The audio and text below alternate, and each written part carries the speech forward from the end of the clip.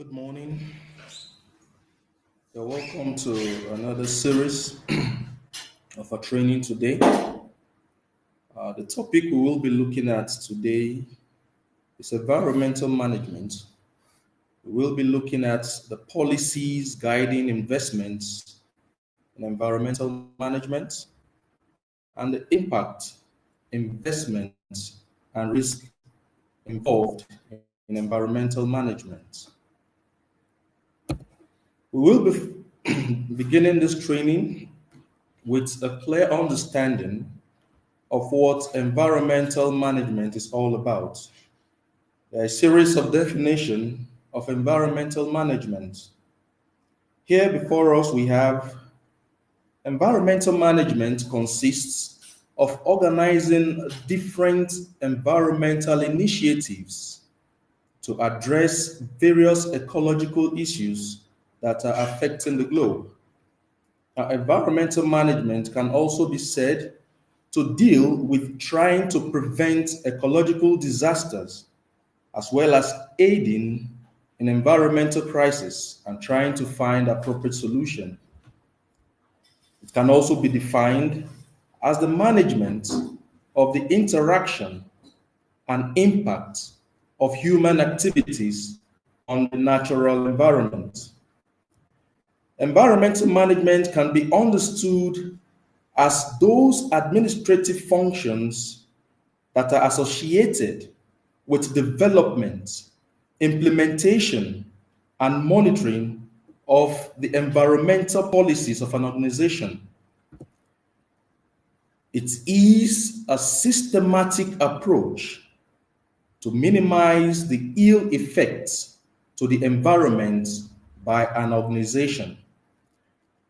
Looking at it critically, the main aim of every environmental management is to ensure that we leave the planet in a healthy state for future generations and to help preserve all forms of life, including marine lives and vegetation, as an example. Now, it's important for us all to note that we all as humans has the right, not just the humans, but plants and animals also have the right to an environment that is not harmful to their health or well-being, and also to have the environment protected for the benefit of present and future generations through reasonable legislative and other measures that prevent pollution and ecological degradation, promote conservation, and secure ecologically sustainable development and use of natural resources while promoting justifiable economic and social development. Now, these are some of the examples and definitions we have been able to come up with as regards environmental management. As our topic today said, the first, which is policies guiding investment in environmental management, we will be going straight into the topic, our first subtopic for today, policies guiding investments in environmental management. When we talk of investments, it means funds provided by government or financial institutions or individuals to be invested in projects. And when we say projects, projects such as building a road, providing electricity, especially maybe rural communities, or treating of wastewater. Now, these are with the aim of ensuring that the people have a better means of life and that the environment are protected from potential adverse impacts. Now, these are what these investments are meant for.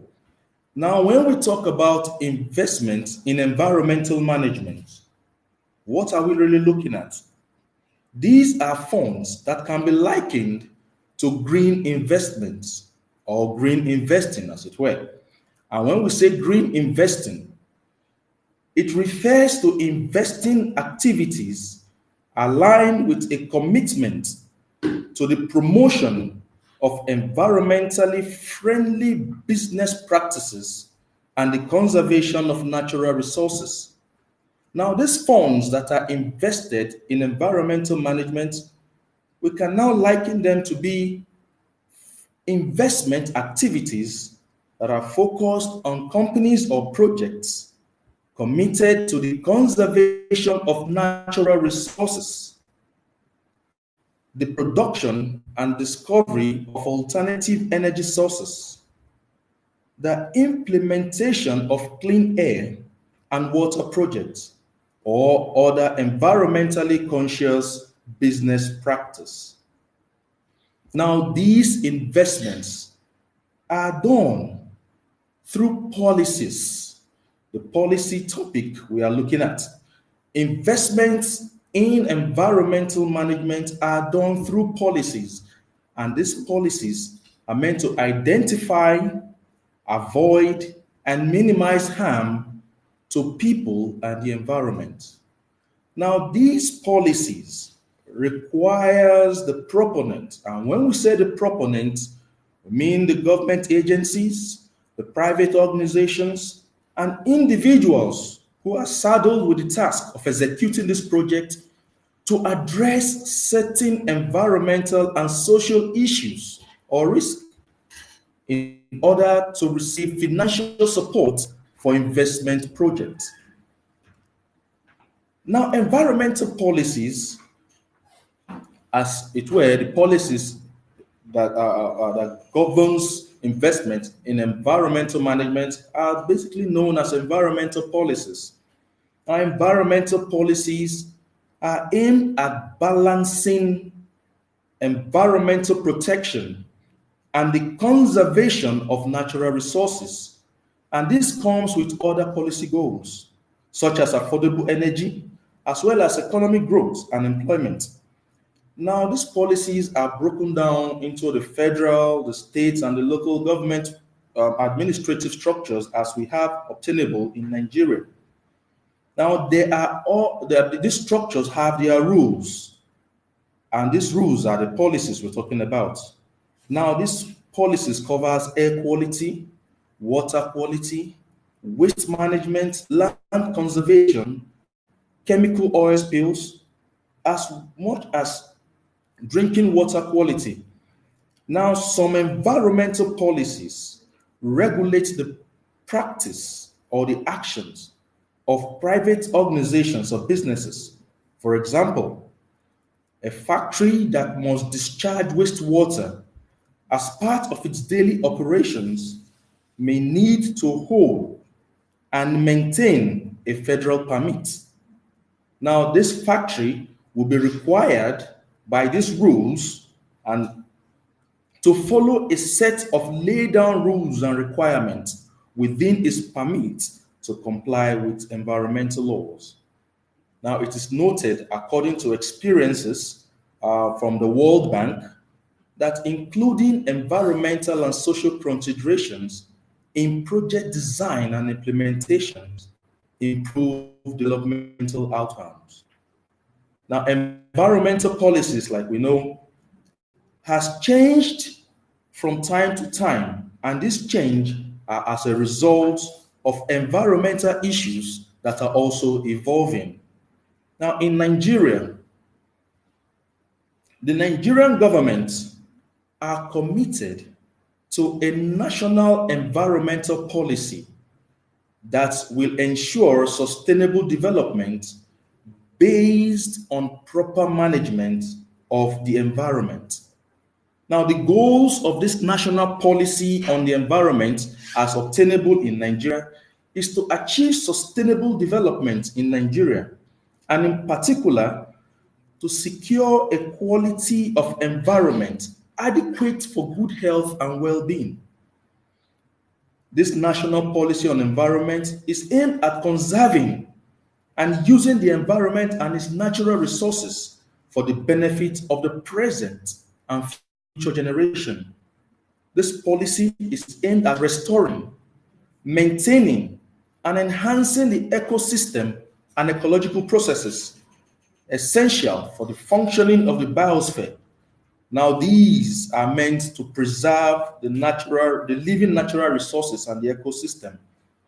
Now, this same policy we are looking at, which Nigeria is implementing, is meant to also raise public awareness and promote understanding of the essential linkages between the environment, resources, and development, and encourage individual and community participation.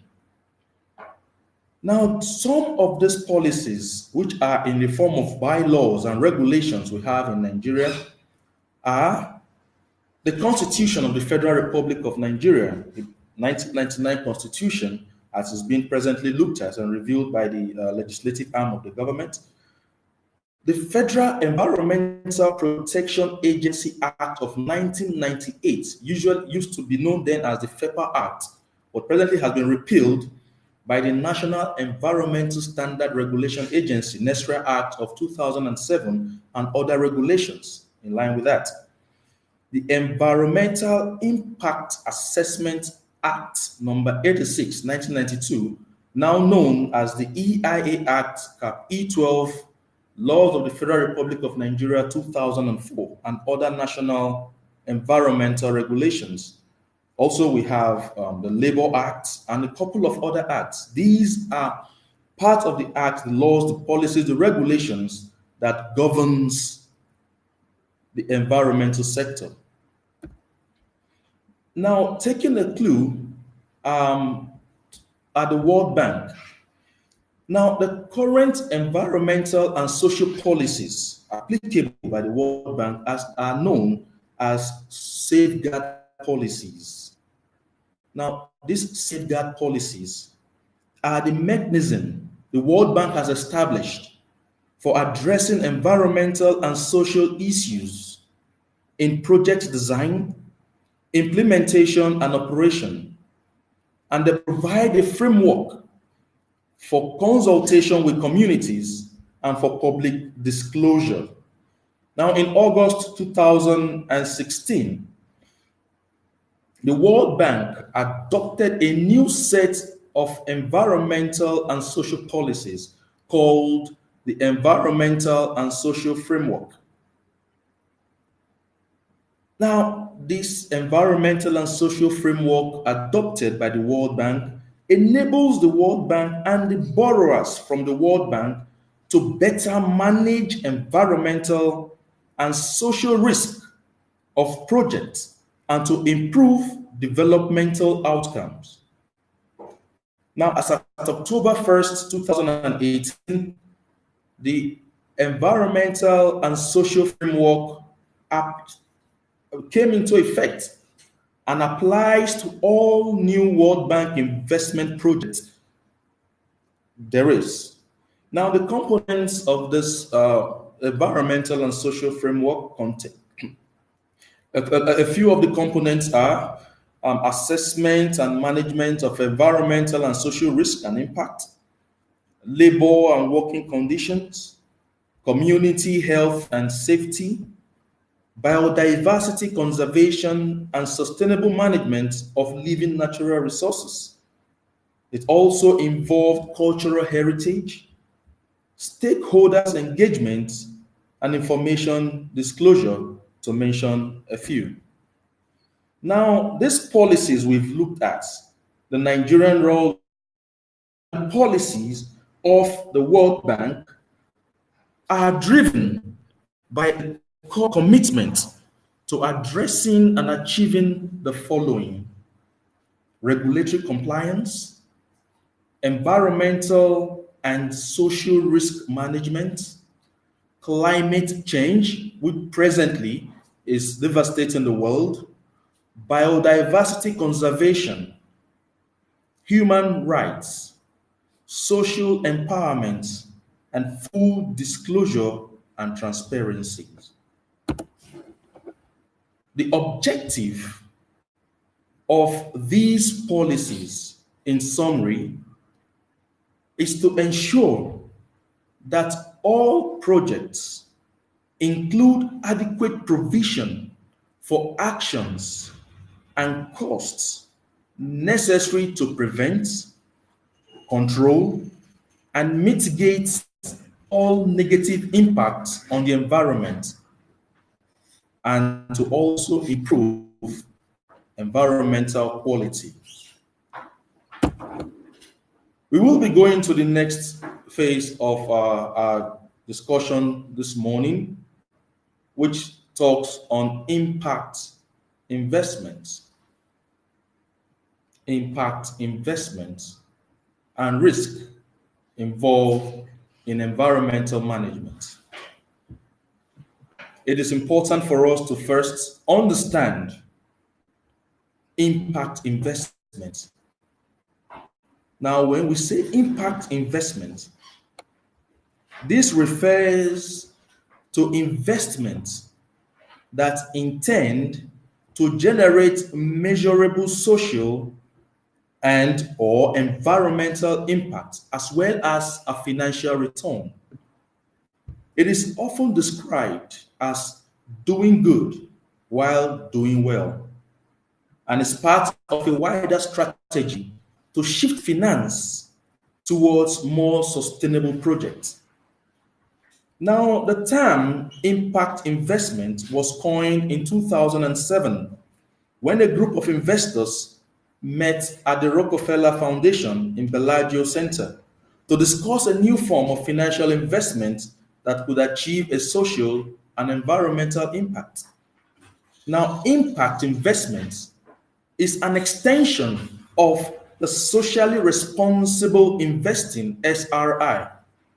And as we know, SRI focuses on companies that promote ethical and socially responsible consciousness, such as environmental sustainability, social justice, and corporate ethics. Now, impact investing goes a step further by actively seeking investments that can create a significant positive impact. Now, impact investments, well, focuses on investing in companies or organizations to create a measurable societal benefit, like we earlier said, while still generating a favorable financial return.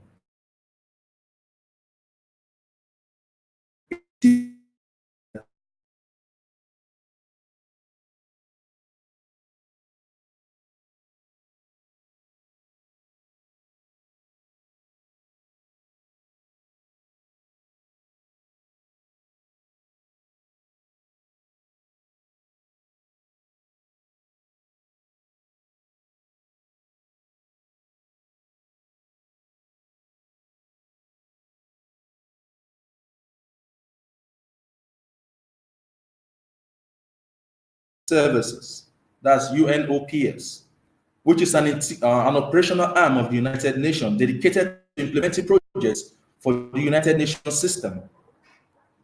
Now, this impact investment can also be said to be sustainable investing. Can also to be said to be sustainable investing. And when we say sustainable investing, it aims to create a positive balance of environmental, social, and financial returns on investments while minimizing risk, especially environmental risk. Now, sustainable investing is a broader approach, incorporating environmental, social, and governance, that's the ESG factors, into investment decision, but prioritizing financial returns, while not necessarily intentionally creating and measuring the social or environmental impact. Now, although impact investment is presently a small industry, however, survey by Mudaliar, Skiff, and Bass in 2016 indicates that there is a growing interest from investors around the world. A wide range of sectors have received impact investment. This includes the social sector, such as the housing project known as Picture House Court, which is a residential housing development in the city of Bristol, UK. The it's a 26 home being built to standard, and it will require very little energy for heating. That is, it will be needing around 90% less energy for heating than a conventional home. Now, hot water for this home will be generated from solar panels. Now, this the standard being used to build this home predicts a reduction of CO2 emission of about 50 to 80% compared with the average UK dwellings. Now, with associated benefit for air quality, the social impact of this is also sought in the sense of occupant well-being, that is providing homes that are comfortable for residents, lower utility bills. Now, that's we will say thanks now to the minimum energy requirement for operation, which is expected to be 60% less than a normal dwelling home in the UK, and minimum cost maintenance of this home. Now, we also have the agricultural sector, like the brain forest, also known as Palmas Bellas Farm, which is a teak plantation in Panama. Now, this project in Panama is funded by impact investors from around the world, including Europe.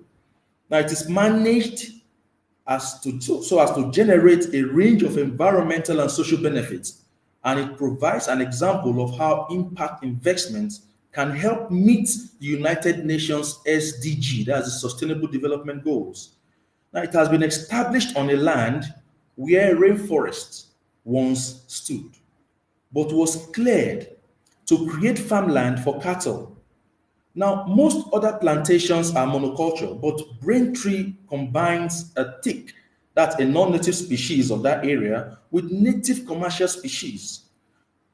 Just over half, or 55% of the land is dedicated to the teak. Now, the remaining land is for the native species.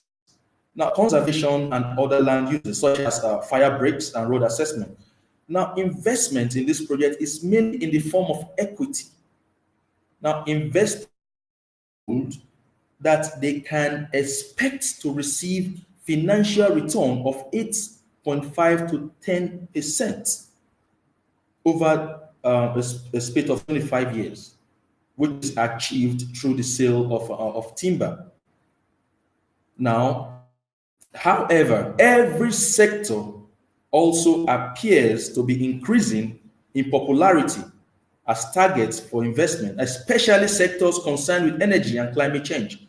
Now, it's imperative for us to note that all environmental areas are possible targets for impact investments, however, including nature's conservation, water management, and forestry. Now, we'll be going to the second part of this discussion today, which is risk in environmental management. When we say risk in environmental management, we are talking more of environmental risk. And by environmental risk, we can say it can be defined as the actual or potential threat of adverse effect on living organisms and the environment, either by effluents, emissions, waste, resource depletion arising out of an organization's activities. Now, a good understanding of environmental risk will allow investors to identify investment risk and opportunities and focus dialogue and engagement on the topics that are relevant to the companies in which to be invested upon. Now, while all organizations are exposed to environmental risk, the type of risk that these organizations face and the severity of this risk differ depending on their sectors and the operational circumstances. Now, this risk, once identified, must be managed. And when we say management of this risk, we're talking about environmental risk management, which seeks to determine what environmental risk exists and then determine how to manage those risks in a way best suited to protect the human health and the environment. In a nutshell, to conserve the environment. Now, when we say environment, we'll be looking at the physical, social context. So, in a nutshell, we'll simply say environmental and social risk management. We can now define that as the conscious and coordinated effort in appraising the potential and or existing impact of various productive activities on their environment and the people. Now, this risk we're talking about can either be environmental or social in nature. Environmental risk created by business activities have actual or potential negative impact on the entire environment. The land, the air, the water, the ecosystem, and the human health. Now, these risks, environmental risks, can be addressed by organizations through the consideration of the following environmental activities. Just a few is been given here. Managing resources and preventing pollution, reducing emissions and climate impact, and executing environmental reporting or disclosure.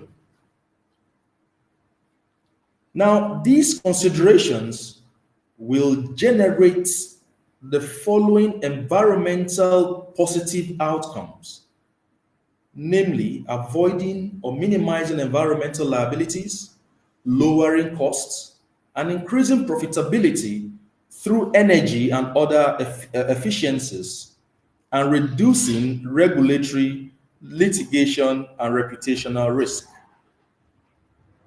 Now, the second part of risk, second type of risk, which is the social risk, refers to the impact that companies can have on the society. And when we say the society, we're talking about humans and the human, the socio-economic life of the society. Now, these are addressed by companies' social activities, such as promoting good health and safety, encouraging labor management relationship, protecting human rights, and focusing on product integrity. Now, when these are done, the social positive outcomes will include increasing productivity and morale, reducing turnover and absenteeism, and also improving brand loyalty. Now, we're looking at the investment in its nutshell. We have earlier said, before an investment is made, the risk must be understood. So for this reason, there are stakeholders who are involved in managing this environmental and social risk. The reason being that these stakeholders are the investors, the actual organization, and those who are the receiving end. Now, we'll be looking at the list of some of these investors or the stakeholders involved in managing environmental and social risk. We're having the employees who work. We're having the customers who patronizes the products. We're having the suppliers of raw materials. We're having competitors who are in the same field of operation or field of business or line of business. We're having the community where the project actually is being cited. We have the non-governmental organizations whose duty is to ensure that every available regulation and the environment is well protected. The NGOs comes in various categories. We have those in the financial, those in the environment, those in the social, and a couple of them. The media. Now, the role of the media is, like we all know, is to publicize. Now, when your risks are properly managed, your operations are doing well, you have positive image through the media. And if not, the otherwise happens. Now, we have environmental, health, labor, and the bank. Now, we also have the regulators. We have the rating agencies. We have insurers in this business. We have lenders. We have the bank regulators. Then we have the shareholders who are all part of the investors in this organization. Now we also be looking at the interest. Now we had looked at the stakeholders. Now for these stakeholders to come together to effectively manage this risk identified, there are various interests in managing this environmental and social risk. Now, these interests are highlighted, a couple of them highlighted in our presentation today. We're having the biodiversity, mostly the biodiversity conservation. We're having environmental quality. We're having the public health and safety. We're having the workers' health and safety. We're having the major hazards, which must be identified and mitigating measures preferred. We have a site contamination, which must be managed. We have child labor, which must be curtailed, as not to go against regulatory authorities or policies. Then we have indigenous people, who are those whose community or whose land the project is being cited. Once this is looked at, we now understand that there are consequences that arises if there's an improper management of this risk. Now we understand the fact that there are stakeholders involved, the banks, the investors. We have the workers. We have the communities. We have the regulators. Now, the consequences, for this presentation, we just broke some of them down, gave a little description of some of them, highlighting them out. From the startup phase of such projects, if the necessary regulations, the necessary permits and other necessary things that are needed to be done are not put in place, during the startup phase, there will be difficulties in obtaining permits. There will be difficulties in obtaining permits. For example, your project is meant to go through the stipulated EIA after it has been assessed, and your EIA is not properly executed. The necessary requirements that is needed for permit issuance are not provided. I mean, this is already a contradiction. Obtaining risk permits becomes an issue. Now, these also, if the necessary requirements are not provided, contract delays occurs. These are the consequences that arises from improper management of some of this risk. Now, during the operational phase, looking at the startup phase, if all necessary things have been curtailed and handled properly, going into the operational phase, if all the risk that has been identified that will occur during the operational phase of the project are not properly managed, there are chances for plant closure or project stoppage. There are plant downtime. Civil liability comes up. Criminal liability comes up. Public protest comes up. And all these, having in mind that there is an investment in such projects in which there is unexpected returns. Now, these coming up during the operational phase of the project cost money, cost investment, and at the end of the day, the needed profits, as it were, or returns might not be met. Now, for the workers, if the health, safety, and exposure of the workers are not properly managed, it also creates a serious problem. Now, these are looked at. The workers falling sick, no proper protective equipment given them, exposure to hazardous operations. This creates a big problem in terms of achieving your needed objective of maintaining an environment, a sustainable environment, and at the same time, a return on investment. Now, the sales, if once your customers understands the level of risk, the high level of risk involved in your operation, you lose a market share. There'll be product liability, and most of your customers might boycott your product because maybe they are not properly packaged or the normal standard packaging procedures are not followed. Once this is identified, like we said, it leads to loss of funds. Now, these consequences that arises if risks are not properly managed are not limited to the proponents alone, but they are also extended. It becomes more like a multiplier effect because there will be risk also from the financial institutions. We default in crediting, rescheduling of credits, and in terms of equity, there will be fall in your share price. Once these have been known and that the company itself or the project itself has a high risk which is not properly managed, there will be fall in share price of such companies or organizations, and there will be shortfall in collateral as regards security.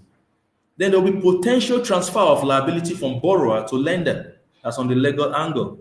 Then in terms of funding, there will be shortage, access of fund, or cost of funds. Now, the reputation of such organizations or company we call to question. Now, these are the risks that emanates from the financial institutions once entire risk identified are not properly managed. Now, the effects on financial institutions. Now, looking at the fact, a situation where the financial institution having funded the project, the operations itself, the project itself, the organization itself do not manage the risk identified properly, the effect on the financial institution are also enormous. Because after financing a project, an organization or a company, and such company is doing badly, has a bad image, has a bad reputation, is known for violence, is known for not complying to regulations, the financing company will also have an effect from that. Withdrawal of or resolution from shareholders. The raters, notices, the ratings will drop. Then analysts will definitely downgrade it. Then the central bank regulators will increase supervision. Then the financial institution will have to be called to question to see their level of competence in managing such companies. Now, the international financial institutions, they are going to be withdrawal funds or reduced terms because nobody would want to have a dealings with an organization or a company who's executing a project and is not following laid down rules and regulations, the policy stated out. Now, withdrawal of funds or reduced terms like from lenders, the bank, that's the financial institution, will be having these problems. Now, boycott of product and investments, NGOs and consumers would boycott such financial institutions. Now, there will be liabilities for negligences and misrepresentations. Now, insurance in such financial organizations will reduce the coverage and increase costs. Now, these are part of the effects of on the financial institution that finances an organization or a project that is not in compliance with proper environmental regulations or policies. Now, going further, it's imperative for us all to note that every environmental investor should not only be interested in the financial outcome of their investments, but also be interested in the impact of their investments and the roles their assets, their investments can have in promoting environmental sustainability. At this point, I'll quote the words of Frank Popoff, who said, Frank Popoff was the former CEO of Dow Chemical. He said, no matter how competitive you are and how globally you trade, if you are environmentally irresponsible, someone can and will and should padlock your doors. Thank you very much for your time and for participation. At this point, we